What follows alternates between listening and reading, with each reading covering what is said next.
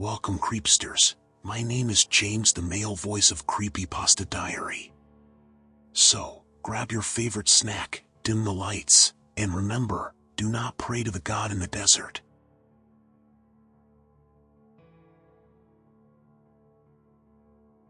Nothing gives us the right to be this cruel. The words greet me every day on my way to work. It takes me 2 hours of driving alone through the desert to reach the abandoned chicken farm where they are sprawled across the front entrance. Used to be they had a driver pick me up and take me, but after Hector, I asked them to stop sending one. I liked Hector and didn't fancy going through it all again. Besides, I've been doing the job long enough that they can trust me. Don't need anyone standing over my shoulder. Most people they tried getting to do this job didn't stick to it for more than a few weeks. Some found it too boring. Others found it a little too exciting. Job's easy enough if you have the right frame of mind. All I gotta do is paint a wall. It's not far from the farm, technically on the land, but in reality, belonging to the desert. 10 feet by 10 feet. A slab of solid stone. Every day I drive out and paint that wall top to bottom with a mixture of resin and tar. I try not to think of who put the wall out here, just like I try not to think why a non-existent branch of the US government pays me 6 figures to paint it. But I do know I ain't hired to paint this thing for aesthetics. I'm hired to cover whatever's under there. Whatever's drinking the resin and tar I slap all over it day after day, because even though I've been doing this for 25 years, when I come round every morning I can see the last coat starting to fade away like it's been on there 100 years. So I paint it again. Cover it from top to bottom. Day after day. Something's on the other side and it's drinking the foul concoction layer by layer. I try not to think about it. Whoever's paying me to do this has the right idea. Paint the wall. Forget about it. Don't dwell on it. Just cover the fucking thing. Keep whatever's lurking under all that heavy tar out of sight and out of mind. People come sometimes and make offerings to the wall, and that's a bad idea. If they come in the daytime I shoo them away, but it doesn't always work. I tell them not to pray to the wall. It only brings bad luck, but they do it anyway. They kneel in front of it, heads pressed to the sand, and they pray to that rotten slab of stone thinking it was sent by a loving God. After that they drive away, and if I'm lucky I never hear from them again. If I'm unlucky they're on the news the next day, what's left of them. Sometimes they come at night to make their little offerings. I know they've been because their cars are still here come morning. No sign of the pilgrims though, just the trinkets and prayer beads they leave behind. Maybe some scuffled sand in front of the wall or a trail of clothes leading into the desert. One time there was a baby carrier, but no baby. Used to be. I'd call the cops and they'd come tow the cars away and file missing person reports, but now they tell me to just roll the cars out of the way so they can come to get them at a later time. Only they never do. I park them up a quarter-mile out west and I'd say there's about a couple hundred of them out there now. It'd be a pain to store them if there weren't so much room. No one's running out of the desert. The cars sit squat and idle in the heat, day in, day out, faded pastel paint jobs robbed of their gloss by the harsh desert winds. Fuzzy dice. Key chains that jingle still hanging from the ignition. Tiny Virgin Mary figurines are glued to the dashboard. Hector used to take spare parts from them, but he stopped after the 3rd accident. Eventually concluded the parts were cursed like everything else around here. It's that wall. It hurts everything around it. Even the soil is poisoned. Wouldn't surprise me if it's the real reason there's a desert here. Ain't nothing to do with geography. It's the wall sucking the life out of everything around it like a black hole. Just look at the old chicken farm with its gates covered in graffiti. It's where I lunch, where I park my car up under the shelter of old corrugated roofs. The owner didn't think anything of taking his business out here. Thought the heat and the isolation would make it harder for the animal rights activists to follow, but it only pissed them off more. Like so many others, he saw the freestanding slab of cement in the middle of the desert and figured it was a quirk. A remnant of a forgotten building that just so happened to be on his land. Didn't realize it was a poison well that would leave him hanging in a rundown jailhouse. The fire that shut the farm wasn't even that big, but a fire doesn't have to be big when it starts in a room with 4,000 chickens and a couple hundred men and women, many of whom don't speak English. Didn't stop the 2 supervisors in there from screaming at them as they did, throwing fuel on the panic and making it 100 times worse. Add on the fact the fire exit was padlocked and very few made it out alive. The crematorium soot that now carpets the floor absorbs any sound you make as you walk, lends the place the hushed vibes of an old church. Can't escape the feeling that something in there doesn't want to be disturbed. The owner blamed the activists who protested there every single day. Said he had to lock the door to keep them out. If there'd been plenty of survivors, he might have gotten away with that kind of excuse. But as it was, only 40 people made it out alive, so they pretty much had to throw the book at him. They even reckon someone fell in the macerator during the panic. The gnarly-looking machine they used to churn up male chicks so no meat went to waste. I looked into it once and noticed a lot of the blades are chipped and broken, like something a little too heavy for the machine's specifications fell in. It wasn't built for something as big as a person. The motors would have struggled. The blades would have dug in only so far before stalling and trying again and again and again. Removing him would have been like clearing a paper jam. It would have been better to just go through it in a single go. Head first. At least that's what I think. When I asked around, some of the workers remembered the wall. Always visible against the wavering lines of the heat-struck floor like a little door to nowhere. It's funny. If you press people on it, they'll say it's just brick and mortar, some old building that didn't get torn down properly. But they'll change the subject quickly. Won't postulate on its origins for longer than a second at most. At least I found that even back in the day there was a guy who hauled ass up there to paint the thing top to bottom. Just goes to show this job of mine goes back a while. The wall spoke to Hector before he went missing. It's spoken to me a few times too, usually in the morning when I first arrive and haven't had time to apply a new coat of tar. It's a struggle not to listen, but Hector found it harder than most. Something about that farm just bothered him, made him easy pickings. He hated it. Hated what it represented. Industrial farming. Humans are at our worst. You'll know what he means if you ever see one of these places up close. Those cages, thousands of them all lined up in row after row, they're still there and the fire didn't burn it all away. You can smell the rot of infection on them. Sickly sweet and foul. Feathers still clinging to rusted metal bars, living things pressed in so close to wire-frame metal would sometimes flay the skin like cheese wire and leave raw swollen flesh exposed to the hot desert air. Hector said the wall put that idea in the farmer's head and from there it spread across the world. When I argued that people have never needed help being cruel, that we as a species have been fucking evil for a lot longer than the wall's been around, he pointed out that I didn't know how old it really was. Maybe it's been standing for as long as we have, leaking its infection into our species like a splinter in hot flesh. I don't know why, but that scared me. The thought of my Neolithic ancestors banging rocks together while that thing stood alone in a desert halfway around the world just waiting for me to come to it. Knowing that the tumbling passage of history would eventually bring the two of us together. That whole line of thinking scares me shitless. Something about the wall broke Hector, but out of all of us, I think he understood it the most. At first, he thought it was a joke. Spent months poring over the farm obsessed with finding cameras.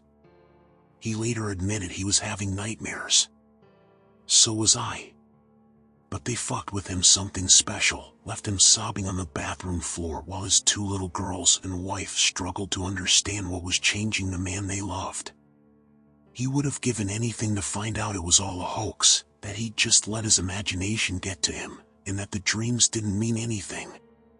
Never told me what he saw in those dreams, but if they were anything like mine, they were shapeless narratives of violation that left him squealing like a pig in his bed, drenched in sweat and piss. Despite all this, he lasted the longest of any driver I ever had. It was like that thing had its hooks in him good and proper, and it wasn't going to let him off easy. Most guys who had the job before him simply disappeared. The very first guy was like that. He was a big man and much older than me. This was back when I first got the job, when no one was sure I'd last at the job, and the driver was there to make sure I painted the damn wall and didn't run off screaming into the desert after the first 5 minutes. Part bouncer, part chauffeur, he would stand behind me with arms crossed and a cigarette between his lips. On the 11th day, he left me so he could go take a piss and never returned. He couldn't have been 20 feet behind me, and there wasn't so much as a peep to indicate a struggle. All I found of him was a wet patch of sand, 2 footprints shoulder width apart, and a strip of skin about a foot long that could have come from anywhere. Most of them don't even leave that much behind. Sometimes they get bored and go exploring only to never come back. Other times they'll turn a corner as they walk just ahead of me, and when I catch up there's just empty air where they were stood seconds before. Not all of them are that quick and clean though. A few have left big messes. By far the worst was Hector's predecessor. Didn't even last 2 days. The silly man took his friends up to the farm at night. Camped in it. Showed them the wall and let them all get drunk and play games. When he didn't turn up for work that morning, I drove myself up and found the remnants of their little party. One guy, still alive, was using the beak snipper to amputate his arm 1 inch at a time. Little cubes of himself lay at his feet, many of them still moving. Another, some poor girl, was all tied up in the outer fence. At first, it looked like she tried running and got tangled in the waist-high wires. But when I got closer I saw that a whole load of the stuff had been bunched up and was now running through her mouth and out the other end. No sign that it was ever removed from the post, so God knows how it got worked through her digestive tract like that, but at least she was dead by the time I found her. Although judging by the finger marks she left in the sand, she'd hung there suspended for a good while, scrabbling at the dirt, desperate for purchase. The worst was the girl who'd been crammed into the cages. And I do mean the plural. One cage, less than 1 foot square, had her torso all bent up and crammed in there. Wireframe squeezing her belly fat and making shallow cuts that repeated over and over like the lines of a sketch.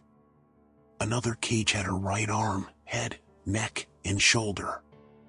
The ball and socket joint was dislocated so badly that it nearly broke the skin.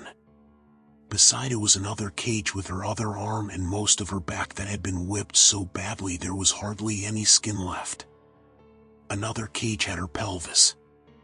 All in all, she was split across 8, maybe 9 cages, some of which were on the other side of the room.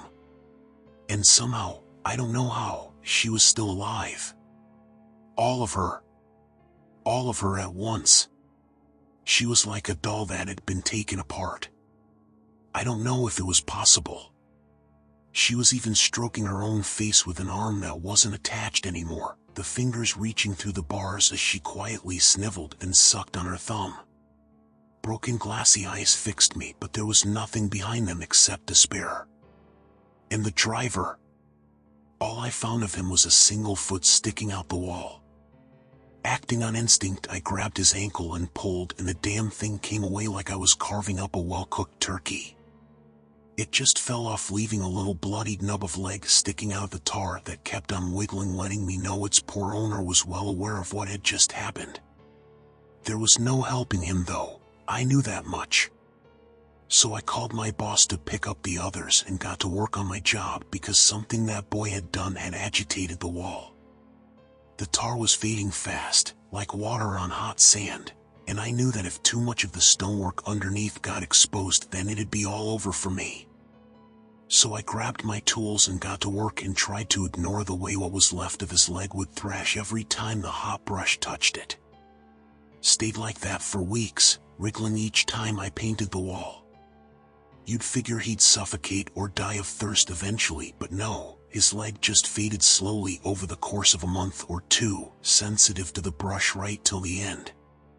If I had to guess, he's still on the other side. That's its secret, you see. The walls. Just one of many secrets it has, but that's the one it plies you with, and it's the one that works.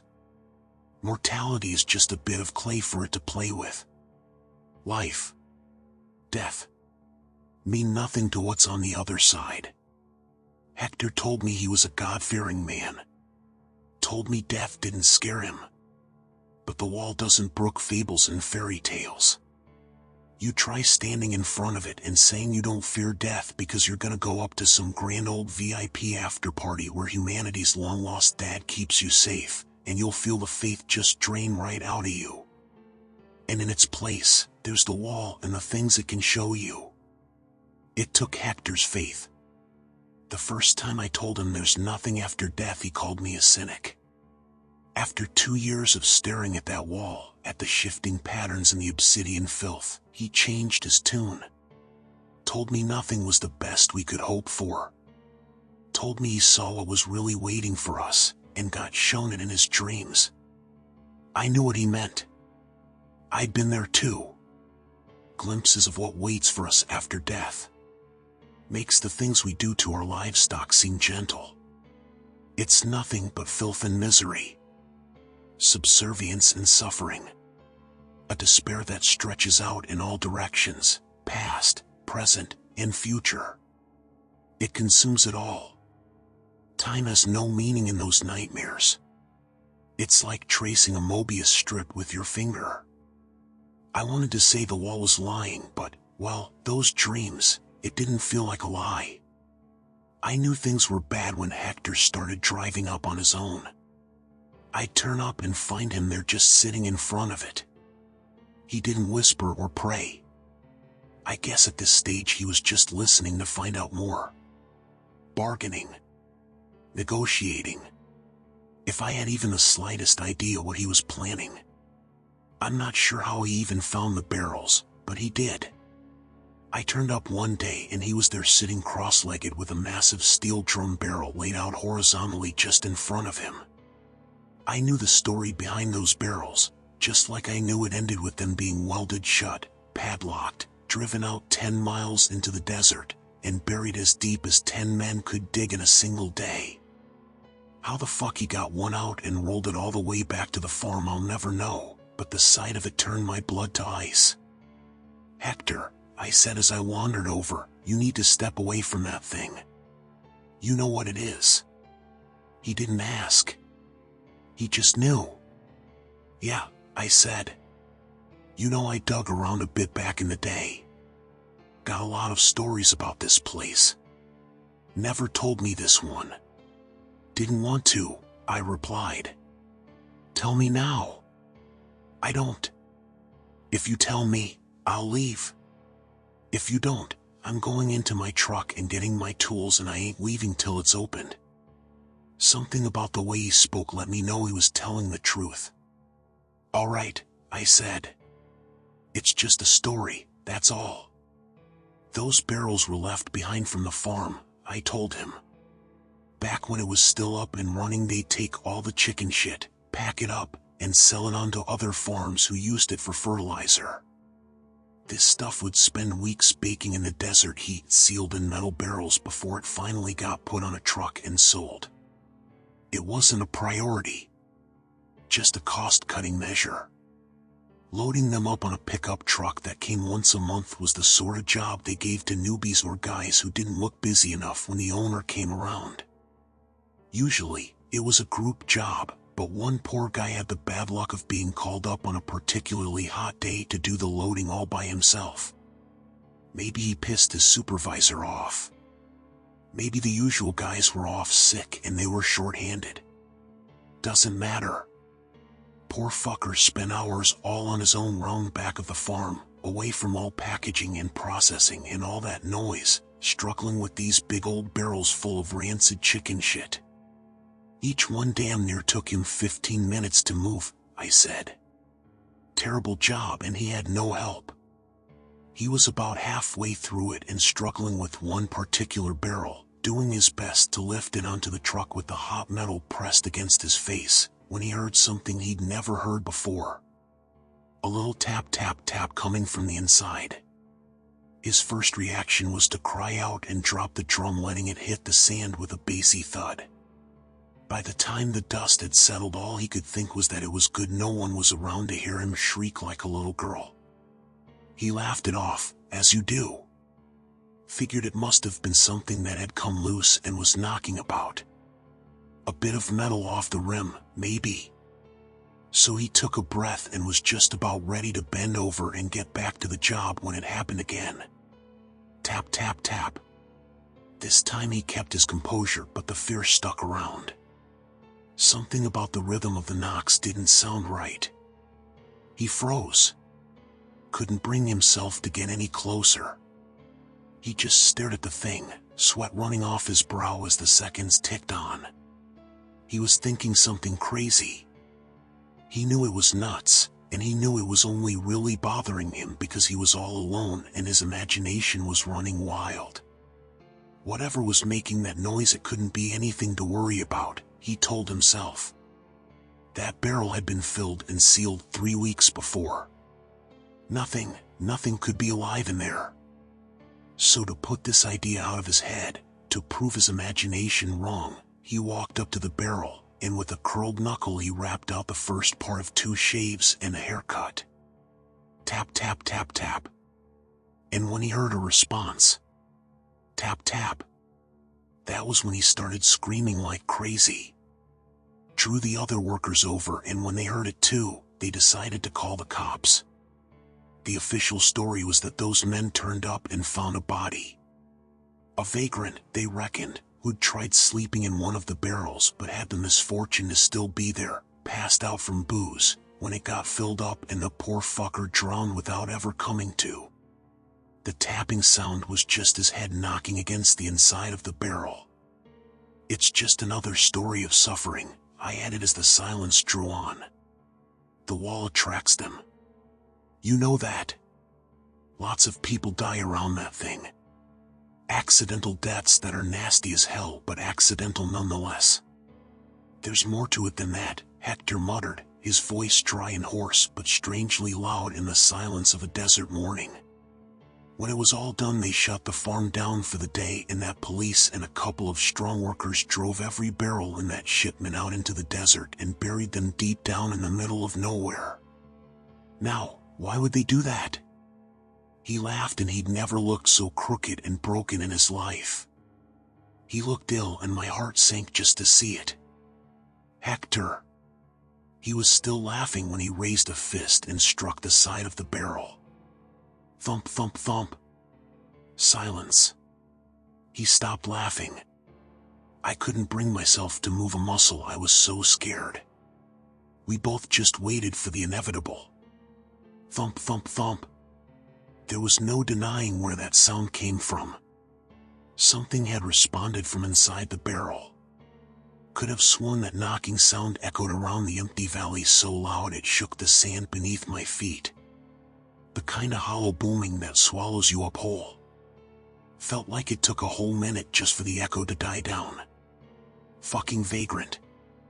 Hector chuckled as he stood up. Weren't no vagrant. Weren't nothing so simple. It was an acolyte. A follower. He crawled in and waited on purpose because of what the wall had told him.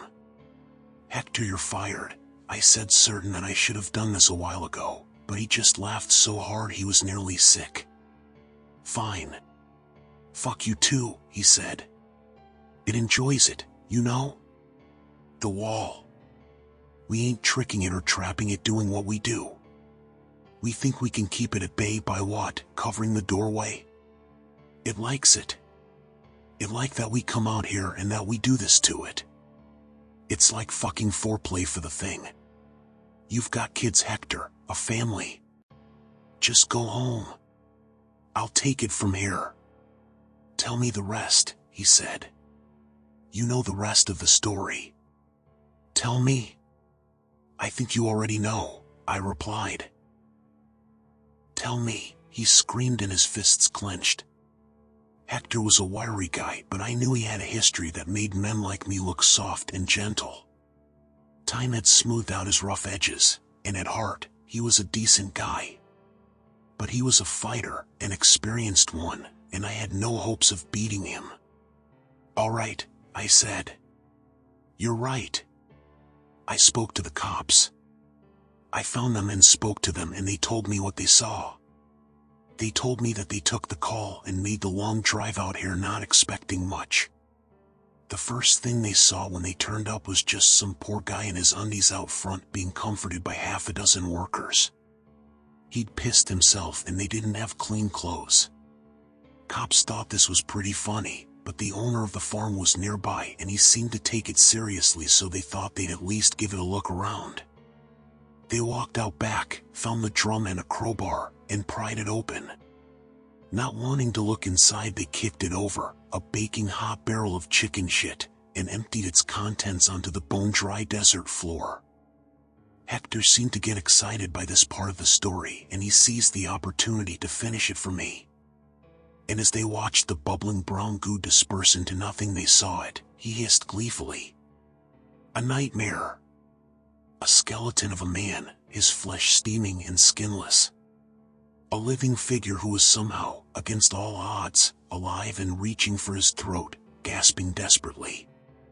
Those cops stood frozen with terror as they watched the man clear his windpipe, digging the shit out of his esophagus with his fingers before he took a desperate breath and started screaming. And screaming. Gibbering and howling, and not just about nothing either. He told them about the dark secrets he'd learned as his flesh fermented in oily shit. Secrets about that desert, about the world and man and his place in it, and the doorway not far from where they stood that could tell them all about it if they only wanted to look.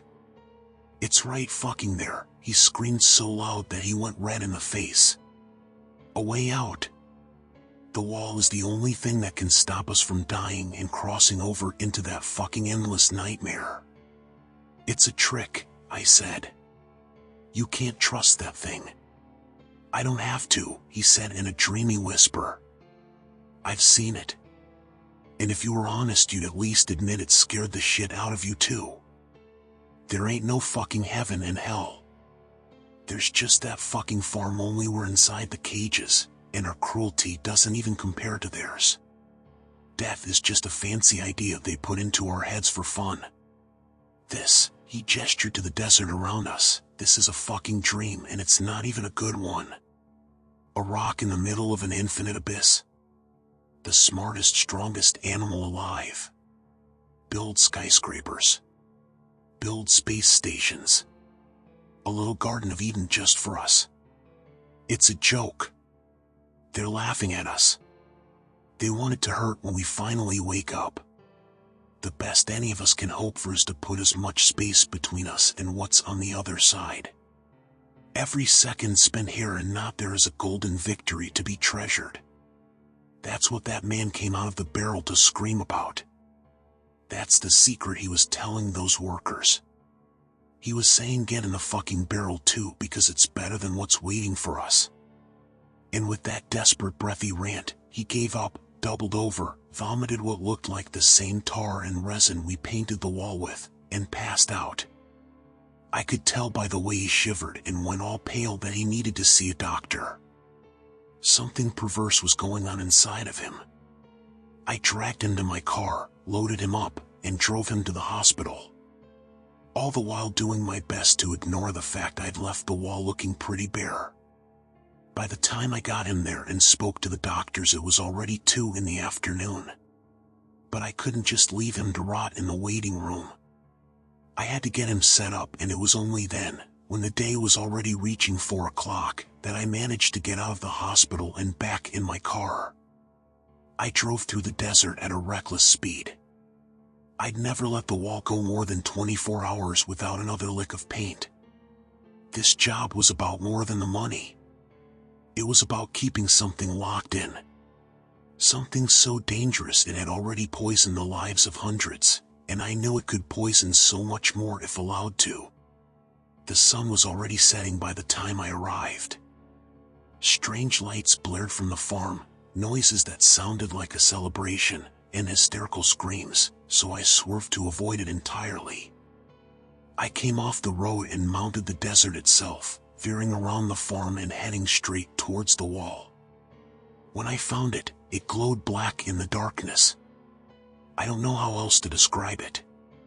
It glowed a sort of radiant oily darkness. A shadow within a shadow. The drum was where we'd left it, only now it was shaking like crazy. I did my best to ignore it as I grabbed my tools from the car and began to paint the wall lit only by headlights. Up close it looked a funny sort of white. I mean, it was black, but it was like it was lit up from within by a different light, something else underneath it. Never seen it look like that. Made me think of the moon. Pale dust and craggy features glimpsed from afar. I never painted the fucking thing so fast in my entire life. I practically threw the brush around like a knife, and towards the end, as I started to feel a sort of tingling electric charge in the air that scared the living shit out of me, I gave up on the brush entirely and just grabbed cans of paint whole and threw them on there. It was a messy job, but in the end, it seemed to work. The air calmed down. The lights from the farm faded. And when I looked back at the wall, it looked like just that, a wall with a bad paint job. It had all happened so fast and in such a rush I didn't even notice I had burns all over my hands just from letting them get close to it. Hurt like hell as the adrenaline rush faded, but it was fucking worth it just to close that thing up before it got any worse. I started to laugh. I'd never had a close call like that. Never let it go that long without a coat. The relief was almost orgasmic, even if I'd fucked up my hands and ruined my car's suspension. I was still laughing when the lid popped off the drum behind me. Jesus Christ, the noise as it emptied. I stood facing the wall and just listened to that god-awful sound. Glup, glup, glup. When the smell hit me, I knew I'd have to turn around. I did so only to find myself blinded by my car's lights. Dumbass, I thought to myself.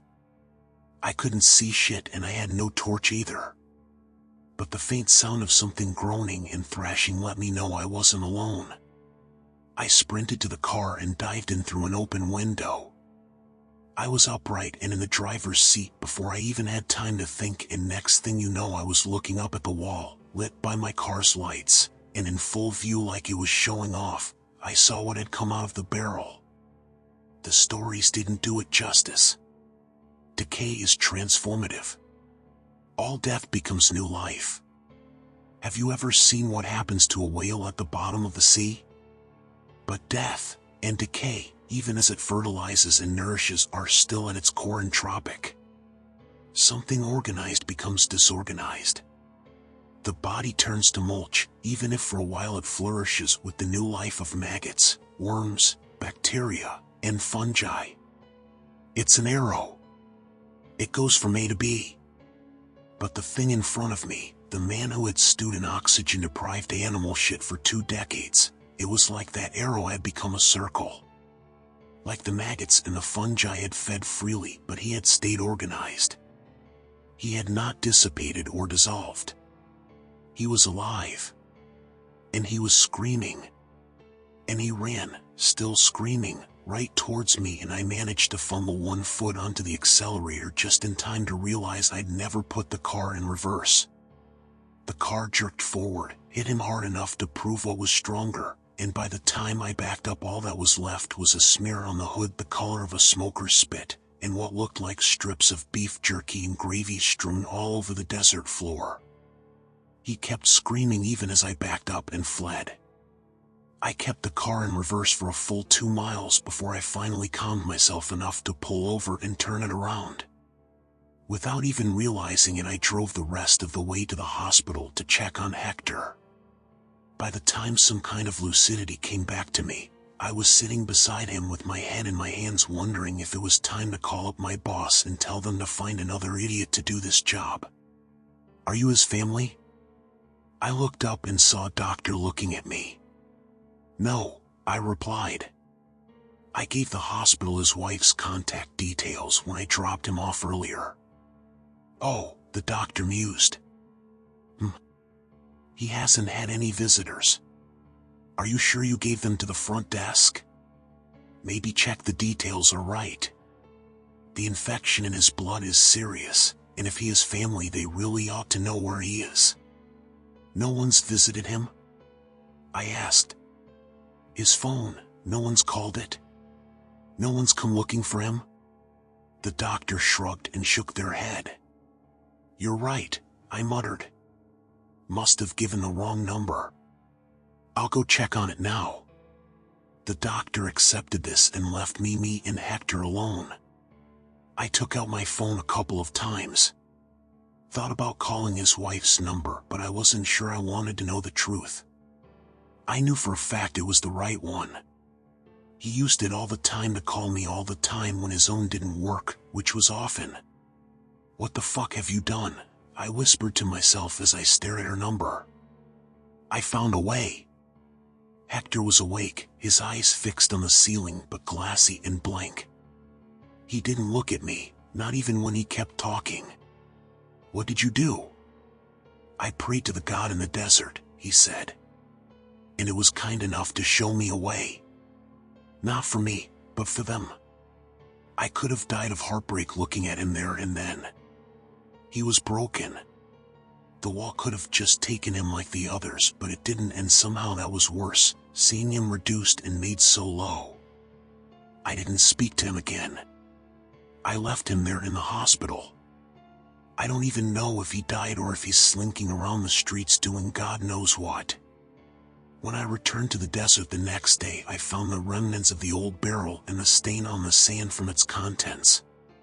What was left of the man inside had been scattered by the wind and scavengers.